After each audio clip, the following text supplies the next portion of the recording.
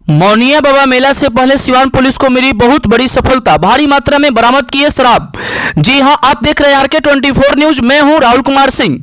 महाराजगंज थाना क्षेत्र के देवरिया के प्राइम टोला से एक स्कॉर्पियो बरामद की गई है, जिस स्कॉर्पियो में 45 पेटी शराब है, जो लगभग 388 लीटर बताई जा रही है।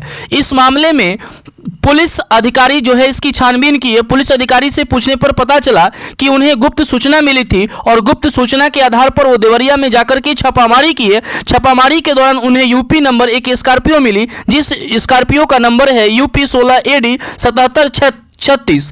अब इस स्कॉर्पियो पर लगभग अफसर चॉइस अंग्रेजी शराब की 45 पेटी शराब लादी गई थी। आइए हम सुनते हैं पुलिस अधीक्षक पुलस्त कुमार के ने इस बारे में पूरा क्या कहा है।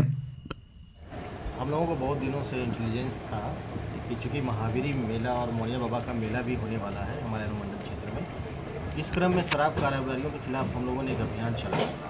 उसी के क्रम में आज सूचना प्राप्त हुई कि कुछ शराब कारोबारियों के द्वारा शराब का संग्रह किया जा रहा है। इसी के क्रम में इस सूचना के सत्यापन के क्रम में जानकारी मिली कि देवरिया क्षेत्र में एक स्कॉर्पियो से शराब लाई जा रही है। तुरंत एक टीम का गठन किया गया और उस क्षेत्र में छापेमारी की गई, जिसमें एक UP नंबर का स्कॉर्पियो बरामद किया गया, जिससे बड़ी मात्रा में करीब 45 कार्टून विदेशी शराब बरामद किया गया है, जिसका कुल मात्रा 388 लीटर के आसपास है।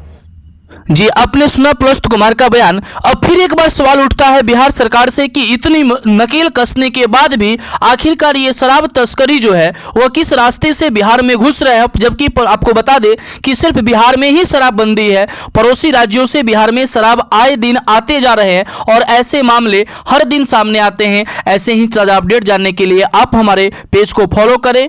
धन्यवाद।